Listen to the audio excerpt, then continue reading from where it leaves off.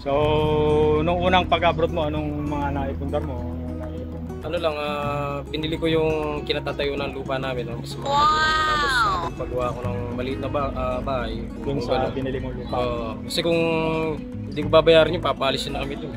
Doon talaga kayo nakatira? Oo, doon kami nakatira. Tapos, hindi sa amin yung yung lupa. Dahil ginawa mo, binayaran mo na lang, doon na kayo nagpatayo ng bahay. Oo, tama bro. So, para hindi na paalisin. So kung ikukumpara mo bro yung buhay sa Pinas, pagtatrabaho, sweldo, kita, trabaho dito sa Korea, anong masasabi mo? Yung advantage dito kasi magtrabaho ka man kahit malayo yung pamilya mo, malaki yung kinikita mo kumpara naman sa Pilipinas. Yung advantage naman sa Pilipinas, malapit ka sa pamilya mo pero maliit yung kinikita mo at kulang. So talagang kahit nasabihin mo na sama-sama nga kayo ng pamilya mo, kung kulang naman o hindi sapat sa lahat ng bagay, lalo na sa financial, hindi rin maganda. So talagang maghahanap ka rin ng talagang kita na malaki. Kasi kung sa Pinas lang, sa tingin mo pag nasa Pinas tayo, kaya natin ibigay pangailangan ng mga pamilya natin? Stay lang tayo sa Pinas. Siguro nasa ano rin yun, nasa tamang diskarte rin. Tsaka sipag at tsaga rin. Pero kung ikukumpara mo yung kita doon at dito, mas malaki dito. Mas maraming effort yung doon. Mas malaki. Dito mas kasi kahit na mabigat yung trabaho mo, worth it naman yung mga sasahurin. So, ano bro, advice o final words para sa mga babayan natin na gusto magpunta rito sa South Korea? Ano lang, patuloy lang kayo magtiyaga at saka huwag kayong panghinaan ng loob. Tapos, ano lang, may balak talaga kayong interesado talaga kayo dito, pag-isipan nyo ng mabuti. At gawa na kayo ng akbang para makapunta kayo dito. Ano lang, tiyaga lang, at saka huwag kayong mawalan ng pag-asa. At samahan ng pagdarasal sa may kapal. Yun ang pinaka-the best doon, pagdarasal. Hey, what's up guys? Good morning, good afternoon, good evening sa inyo lahat. So ayan mga lods, tropa na. Basta. Ayan, kita rin sa wakas mga lods. Ayan. Kanina ka pa, anong oras namatay? 40 minutes na yata. 40 minutes na. Saan ka pagaling bro? Legion. Legion. Pakilala natin. Ayan mga idol, pakilala ko sa inyo yung tropa natin, si Idol JB Cosio. So, kilala mga lods, sa Pinas siya, nanonood lang ng video natin, di ba? So ngayon, nandito na, di ba? Yung first meeting namin mga lods, hindi pa kami nakita kahit kailan. So, dito lang kami nakita sa Korea. So, thanks God kasi yung tropa natin nakarating dito sa Korea, di ba? So, sa mga babayan natin dyan, sa mga babayan natin dyan, ayan, nangangarap mga pag-Korea, ayan, si Idol. Pero galing na siya rito mga lods at nagpakasakali uli siya na mag-exam uli at ayan, pinalad naman ang makarating dito. So, sa lahat ng mga followers natin, sa mga subscriber natin na nandito na sa South Korea, si Idol, si bro, JB lang ang unang-unang namit natin. So talagang yan, galing pa siya ng Daejeon mga lods, mga idol. So nagpunta rito sa Hewa at sakto na papunta tayo rito at ayan, nag-meet nga tayo rito, nagkita-kita. So tutuwa tayo sa kanya mga lods kasi nung nasa Pinas siya talagang ano siya sa pag-update sa atin nung application niya, di ba? So na-vlog na rin natin siya nung nakaraan mga lods. Siya yung sinasabi ko sa inyo na ilang ano na lang ma-expire na mga 1 week na lang. 1 week na lang. 1 week na lang ma-expire na yung kanyang rooster sa Pinas at nagkaroon kagad siya ng EPI kaya laking pasalamat ng idol natin at ayan, ngayon nandito na sa Korea. Bali lang buwan na rito, bro. 3 months. 3 months na. So, di ba? O yan, dati nasa Pinas lang, di ba? Dati nangangarap lang katulad din natin. Nagbakasakali lang uli na makabalik dito at ito nga ngayon nandito na sa South Korea. So, ayan mga lods, share ko sa inyo yung idol natin si JB Cosio. So first time sa TV. Ayan, first time sa ano natin. So ngayon lang ulit ako gumawa ng vlog mga lods. Matagal akong din nag-upload kaya lang gusto kong i-share sa inyo yung first meeting namin ng kaibigan natin. Anong company napuntahan mo bro? Bakalan din. Bakalan. Bali nagwe-welding o TIG welding. TIG welding. Yung machine yung nagwe-welding. Tapos malakas naman sahod. Family business. Family Monday business. Friday to minsan Monday to Saturday. Monday to Saturday bali. Pero may OT rin naman. Araw-araw. Paminsan-minsan. Pag may order na malakas. So nakakamagkano naman? Yung isang buwan sa ngayon na may probation pa kasi 3 months. Pero matatapos na yan by next month. Kaya nakakamagkano ka sa probation mo bro? Yung probation ko ngayon yung pinakamalakas ng May. Kasi halos kumpleto yun halos ano yun bro, 8 to 10 8 to 7 ganyan so 2.8 2.8 o probation pa yun. So mga lods, 2.8 probation pa yun, di ba? So pag hindi na probation yan, 3 million mga lods, mataging-tingin na. So ayan, maganda yung napuntahan niyang company mga lods, maraming OT. Tapos yung bahay bro, libre. Libre na lahat. Libre na lahat, Pati wifi, bigas. ganun, bigas. Pagkain 3 times a day, Lunch lang. lunch lang. Tapos OT pa araw-araw. OT pa araw. Pero pag may OT, di ba, ano yun? Libre na, Yung libre na yung pag pagkain. may OT kami ng alas 10 alas 9, libre na yung pagkain, dinner. hapunan. So, di ba, dito sa mga lods, tiyempuhan lang talaga kasi meron din tayong mga kababayan na pangit yung napupuntahan. Pero hindi rin lingid sa inyong kalaman na meron tayong mga kababayan na talagang pagdating dito gusto nang umuwi o kaya gusto nang magpa-release kaagad. So yung napuntahan ng tropa natin, okay naman, at yung mga kababayan natin na inabutan niya doon, mababait naman. So nakausap ko na rin sa video call yung mga shoutout natin yung mga Sean. Sean. Okay, mga Sean boys, mga kasama ni Idol JB Cosio, mega loud shoutout sa inyo mga bro. Ayan. Salamat. So, katatapos lang ng misa mga lods, ayan dito sa Hewa. Ayan, marami tayong mga kababayan dito, ayan sa paligid. Ayan. So, kain muna tayo. Ayan, kasama si Idol. Ayan. JB Salamat Cosio. bro, salamat. Ayan. Salamat sa pag-welcome.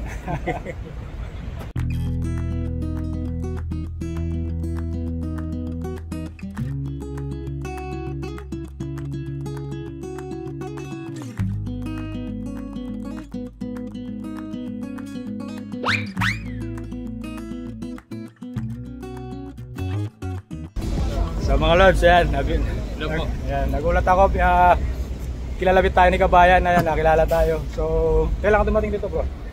Last year pa po. Tagal na rin. Saan ka dito napunta? Sa ano? Antong. Ansong. Dati ako sa Baran. Dun, Paalam bro? Brian. Ayan, mega loud shoutout kay bro Brian, ayan, taga saan ka bro? Taga Pampanga. Ayan, mega loud shoutout sa mga taga Pampanga. Saan sa Pampanga bro? Saan sa Pampanga? San Luis, Pampanga. San Luis. Sa Simuyain eh. Sa Simon, oo. Sa Simon. So ayan mga lods, nakita yung mga magkakababayan dito, ayan. Mga Pampangan. Tara bro. Pampangan. Gulat tayo, merong mga nakakilala ng mga kababayan natin dito. Tayo ng trabaho bro. Ayan. Thank you. So ayan mga lods, gulat ako sa tropa natin kanina, kinalapit ako, nakilala tayo. Ayan, kahit na hindi na tayo masyado nag-upload, pero pa rin mga nakakilala sa atin. Popular. Baga. Hindi naman, medyo ano lang. Ayan, interviewin natin ang itong kaibigan natin. Dito tayo bro, tayo ng pesto. I-share ako sa inyo mga lods, kinento lang ng kaibigan natin kanina. Kagaya ng sinasabi ko sa inyo, di ba, dito sa South Korea, hindi lahat sinuswerte. Merong magandang napupuntahan at merong pangit.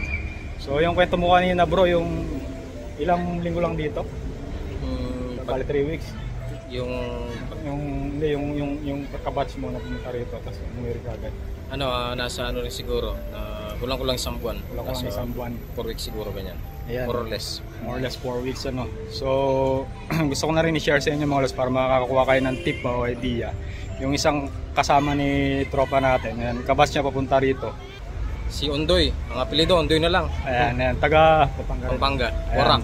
Nag-loud shoutout sa'yo bro. Ayan, Ondoy na taga Porac. Bro, alam ko magalit share ko lang experience mo mga dito sa Korea para malaman ng mga kababayan natin na talagang ang pagpunta dito sa South Korea hindi ganun kadali. Hindi talagang swertehan lang talaga. So yun sinasabi ng kaibigan natin kanina, ex-Korean yun, mga idol ex-Korean. Tapos ibig sabihin natapos yung kontrata rito ano. Tapos bumalik dito sa South Korea. Tapos pagbalik niya rito, yung napuntahan niyang company, bakalan ano, bigat. So hindi niya kinaya mga lods. Nakakalungkot kasi hindi niya natagalan. At yun nga, hindi siya umabot ng isang buwan, halos isang buwan lang siya rito sa South Korea, bumalik na ng Pilipinas. Dahil yung amo na napuntahan niya, hindi nagre-release.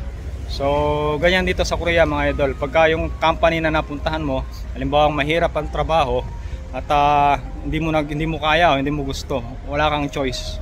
Hindi magtiis. Ano lang ang pupuntahan mo, bali tatlo lang kaantungan mo. Unang-una, magtiis ka kahit na mahirap yung trabaho, kailangan mo tiyagain kahit na hindi mo kaya, kailangan mo magtiyaga kung gusto mong talagang kumita o mag-stay dito sa South Korea. Unang-una, magtiyaga ka. Pangalawa, kung hindi mo kaya at ayaw kang i-release, ayan, uwi ka ng Pilipinas, pauwiin ka ng amo kung hindi siya nagre-release, kasi hindi ka pwedeng i-release kung wala namang violation sa iyo yung amo mo. Kung ayaw kanyang i-release, At walang reason, walang valid reason, hindi mo siya mapakiusapan, ayan, hindi ka pwede magpa-release. So, ang second na option mo, uwi ka na lang ng Pinas kasi ayaw ka naman niya i-release. Ang pangatlo, yung yung pinaka worst na pwede mong gawin dito kung talagang gusto mong mag-stay dito at nahirapan ka dun sa trabaho mo, pangatlo na pwede mong gawin, tumakas ka at mag-TNT ka. So, yun lang tatlo na yan ang pwede mong kahantungan dito sa South Korea pagka hindi mo kursunada yung trabaho na napuntahan mo. Kaya nga palagi kong sinasabi sa mga vlog natin, mga lods, na dito sa South Korea, tsimpuhan lang sa company na mapupuntahan. At yung mga ganyang cases, mga lods, hindi lang isang beses, pangalawang beses na nangyari. Maraming ganyan dito. Lately, meron akong nabasa sa post sa Facebook, tumakas yung EPS kasi nga hindi nagre-release yung company. So, nag-TNT na lang yung kababayan natin. Ilang buwan pa lang ang visa nung dito. Mahaba pa sana yung visa niya, kaya lang hindi nga siya ma-release, kaya nag-TNT na lang. So yan, share ko na lang sa inyo mga lods para may idea rin kayo sa mga pwede nating mapuntahan dito, mga maging sitwasyon, di ba? So bro, nung nasa Pinas ka, nung naging trabaho mo, nung napunta rito? Umuwi ako 2020, first entry, tapos bumalik ako 2020. Sa past 4 years, delivery rider ng Foodpanda at Grab. Sa Pampanga, no? Sa Pampanga. Freelancer. Freelancer na Grab, delivery. Delivery. Delivery. Yung sa motor, mga nakamotor, bro. Single. Tapos paano mo naisipan na bumalik ulit, makipagsapalaran ulit dito, pumunta sa Korea? Naisipan kong bumalik kasi may pamilya na rin ako, may anak na ako eh. Kaya pagpursigihan ko pa yung pagtatrabaho dito. Na-motivate pa lalo kumbaga. So nung unang mo rito, wala pang pamilya, wala pang binata. So mo na bumalik dito para sa pamilya, para sa pangarap. Yun yung purpose talaga. Yun talaga ang pinaka-purpose. At unang bro, nung unang punta mo rito sa South Korea, kumusta yung mo rito, yung pag-abroad? Kwento mo yung experience mo para makapulutan ng aral ng mga kasama natin, ng mga isa rin akong journeyman kumbaga, na dito sa palipat-lipat sa South Korea, naghanap din ng mga kung saan ka mag-grow kumbaga, di ba? So ibig sabihin na-release ka rin dati, nasubukan mo rin mag-release. Sinubukang release, bali naka 3 years muna ako sa una kong company. Nag-taste muna ako doon. Tapos bali doon sa Jeju yon, tapos lumipad ako dito sa Bucheon. So month lang yung inabot ko din dito sa plastic injection dahil hindi ko nakayanan yung trabaho yung panggabi, lalo na yung nanibago yung katawan ko. Talagang solid talaga yung panggabi talaga na Nung na-release ka nun, napunta ka na ng Jeju, dito sa Bucheon. Nung sa Jeju ka, anong trabaho mo doon? Blocks. Gawa ng hollow blocks? Gawa ng hollow blocks. Halos buhatan din. Malalaking yun yung mga pang sa gilid ng mundo. 8 inches. Mabibigat yun mga lods, mahirap na trabaho yun, buhatan din. So pero naka 3 years na doon, Nag-test muna ako bro bago ako ini-release. Hindi kasi nag-release yung boss ko doon. So pag-uusapan ko ng mabuti. Tapos napunta ka sa Bucheon, plastic injection naman. Plastic injection naman yun. Yun yung pinaka-last. Yun yung naging ako doon, conscious ako sa katawan dahil panggabi siya. So ibig sabihin, lumipat ka ulit ng ibang lumipat ulit ako ng company, tsaka isa pang factor doon yung walang pabahay dito sa Bucheon, diyan sa company ko. Walang pabahay? Walang Sarili space. Mo? Sariling upa. Sayang din kasi. Sa'yo lahat ng bayad? Sa akin niya lahat ng bayad. So ayan mga lods, nagka-idea na kayo na rito sa South Korea, hindi talaga perfecto. Hindi perfecto, hindi talaga lahat na pare-parehas. Yung iba diyan mga libre ang bahay, yung iba libre ang bahay, walang binabayaran, yung iba merong hati yung amo, kaya katulad ng tropa natin, talagang shoulder niya lahat. At anong taon yun bro? 2017, 2018. Di ba? Noon, ibig sabihin noon pa talagang meron ng mga company na talagang hindi sinasagot yung mga pabahay, ganyan. Talagang swertihan lang dito, kaya kung ikaw napuntahan mo na company, unang-una maganda yung bahay, pangalawa libre, swerte ka na. Kasi napakalaking bagay yung ibabayad mo sa bahay. Ipon mo na yon, dagdag mo na yon, may save mo, kaya pwede mo pandagdag sa padala sa iyong pamilya sa Pinas, di ba? So sabihin mo na 150,000 won o 200,000 won sa pera natin, nasa 6 to 8,000 pesos na yan, mga lods. So napakalaking bagay, di ba? Susumahin na. Kung susumahin mo na isang taon, magkano rin yan, napakalaki rin yan. So swerte ka na pagka napuntahan mo dito sa Korea, libre ang pabahay, di ba? So after nun sa Bucheon bro, anong naging mo? Bumaba ako sa Taegu. Doon na ako nagtagal bro. Ano naman trabaho napunta mo doon? Doon talagang fit na ako doon kasi may pabahay na, sagot na ng company. Welding naman yung trabaho ko doon. Welding nga naman. So bakalan pa rin. Bakalan pa rin, oo. Di may buhatan yun, may buhatan na naman. Halos buhatan yung napuntahan ko dito. Batuan, bakalan yan. Oo. So mabibigat yung mga napuntahan niya mga lods. Una, batuhan. Pangalawa yung plastic injection. Yung plastic injection mga lods, usually yan dito yagatsugan or day and night shift.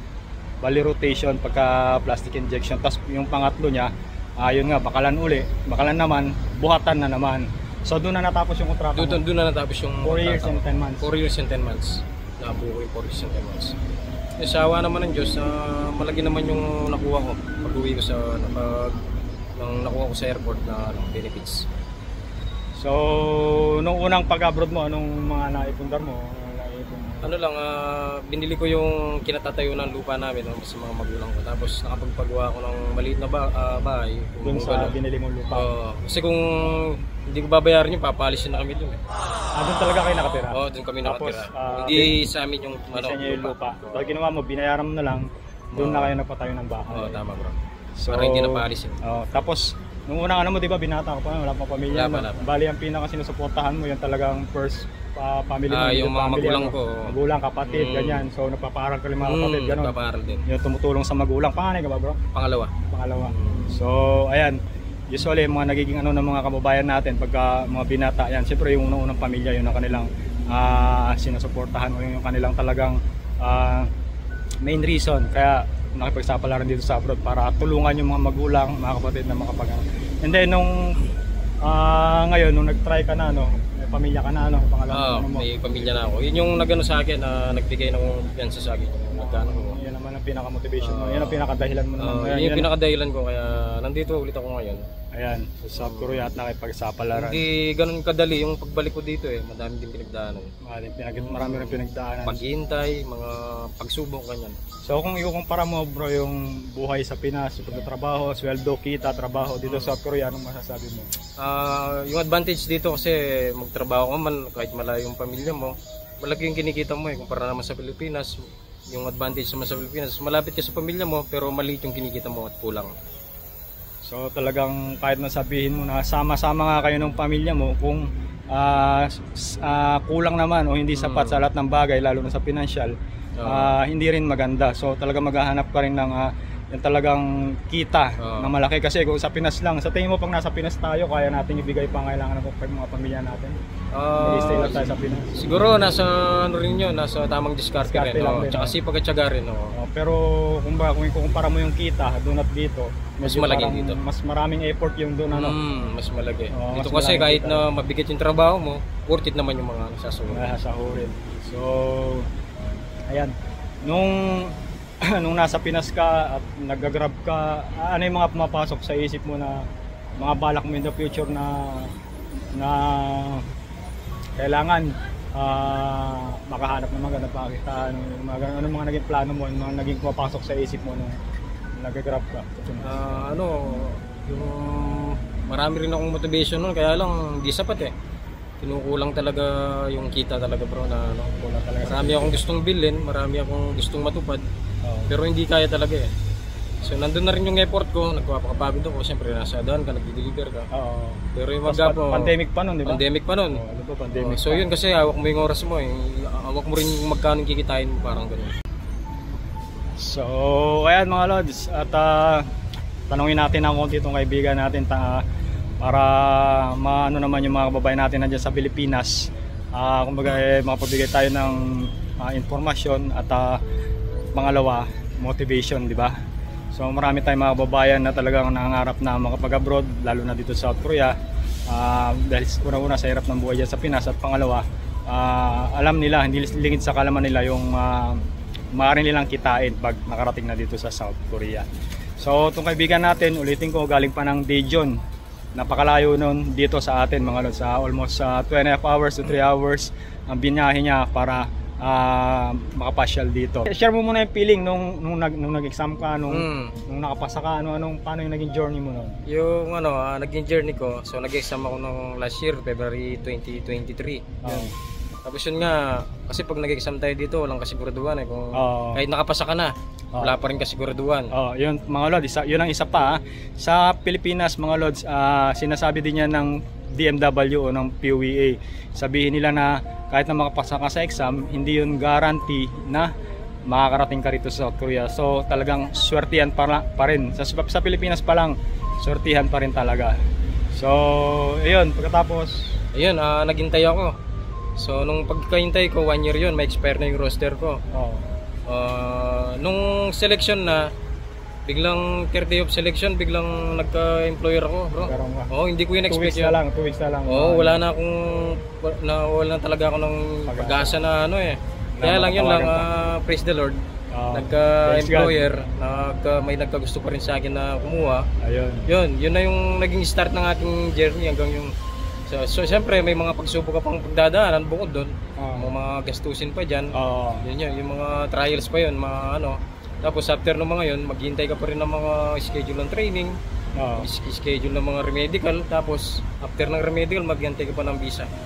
Yun. So share mo sa amin yung ano bro, yung feeling na nung ang tagal mo naghihintay pagkatapos nung pagbukas mo nung EPS account mo, nagkaroon ka ng parang nakita mo na meron kang EPI. Ano yung naramdaman mo na nung yung umagang pagkagising ko kasi 2 days na lang wala na bro. Tapos 2 araw na lang. Oo, wala na. Tapos kailangan mo nang i-renew yun.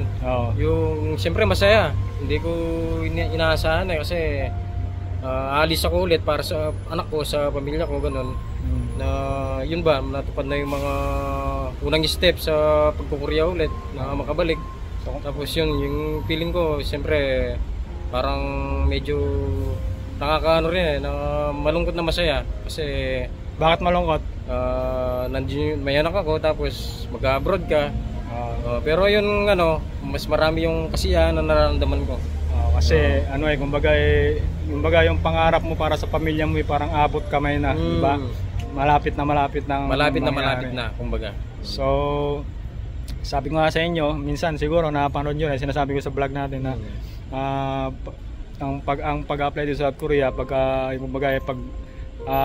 masaya pagka nagkaroon ka ng employer, pero habang lumalapit yung panahon yung oras ng pag-alis mo, yung magkahalong lungkot, mixed emotion at saya, hindi mo na may paliwanag kasi nga lalo na kung may mga anak kang iiwan, yung mga pamilya yung mga Tama. So binata ka siguro medyo hindi ganong kabigat dahil iwanan mo yung immediate family mo, magulang, mga kapatid. Pero iba yung pakiramdam pagka meron ka ng anak, lalo na kung maliit. Ilang taon pa lang yung anak mo? Ilang taon pa lang? Isang taon pa lang nun. Isang taon pa lang. So yun ang masakit. At ito pa ang pinakamasakit dyan mga bro, share ko sa inyo, based sa experience ko rin. May anak tropa natin na 2 taon, ito ang pinakamasakit, isa sa pinakamasakit, yung pagbabakasyon. Yung pag-uwi mo sa bahay, pagkatapos yung pagbalik mo rito, yun ang nakakadurog ng puso mga lods, lalo na't makikita mo yung anak mo na humahabol sa'yo, diba? So parang take it or leave it sabi. So wala tayong magawa, yan yung kapalaran natin. Kung hindi naman tayo lalayo, kung hindi natin gagawin to, palagay ko imposible na o mahirapan tayo na makamit yung pangarap natin para sa kanila. Ibig sabihin, lalayo tayo para sa kanila. So, yung opportunity. Yung pagkakataon. So, sakripisyo talaga pag abroad mga lods, sakripisyo. Hindi masarap ang buhay dito sa abroad dahil marami kami pinagdadaanan dito, maraming hirap, maraming pagtitiis, maraming sakripisyo, di ba? So, ginagawa namin to para sa mga mahal namin sa buhay. So, bro, advice o final words para sa mga babayan natin na gusto magpunta rito sa South Korea. Patuloy lang kayo magtiyaga, at saka huwag kayong panghinaan ng loob. Tapos may balak talaga kayong interesado talaga kayo dito, pag-isipan nyo lang mabuti at gawa na kayo ng unang akbang para makapunta kayo dito. Tiyaga lang, at saka huwag kayong mawalan ng pag-asa at samahan ng pagdarasal sa may kapal. Yun ang pinaka the best doon, pagdadasal. So ayan mga lods, interview na natin ang konti yung kaibigan natin, i-share na natin yung kanyang so medyo malayo-layo pa yung kanyang rito. Halos pares lang kami, 2.5 hours pauwi din dun sa amin sa Hwasong. So sa kanya sa Daejeon, ganun din, 2.5 hours din. Tapos yung company niya, medyo bundok pa, parang baryo, no? Parang pero may sakayan doon ng bus. May sakayan naman ng bus. Anong oras ang last trip? Abutan mo ba? Yung mga 9:40 ganyan. Maaga pa darating doon. 940. So, ayan. Sa mga naging follower natin, subscriber na nasa Pinas, ayan. Talagang itong si idol natin na talagang nag-effort na lang. Oo. Gusto tayong makita, gusto tayong makaharap. So, Salamat bro. sabi ko nga sa inyo, mga lods, matagal na akong hindi nag-upload, pero kanina naisip ko kako, itong kaibigan natin nag-effort pa papunta rito, pagkatapos hindi ko alam kung kailan pa uli kami magkikita. So ayan, sinamantala ko na yung pagkakataon mga lods para ma-interview natin siya at na-share namin sa inyo yung naging journey niya. So yan lang mga lods, gusto ko Salamat. i-share sa inyo. Shoutout muna pala yung family mo bro. Binabati ko yung anak ko, tsaka yung anak ko si Bien, Ezekiel, tsaka yung asawa ko si Laika. Ayan, na taga San Fernando. Tsaka yung mga magulang ko sa San Simon. ayan, so mega loud shoutout po sa inyo mga taga San Simon, taga San Fernando, Pampanga, at sa family ni Idol JB Cosio, lalong-lalo sa kanyang anak, nag-iisang anak, at sa kanyang asawa. So yan lang mga lods, may share natin ngayong araw. Hopefully sana kahit paano nakakuha kayo ng tips, idea sa kwento ng ating kaibigan. So maraming salamat sa panonood, ingat-ingat sa mga dako ng mundo na roon, and God bless sa inyo lahat. Salamat. Gawin mo bro, sarado mo yung camera. Okay.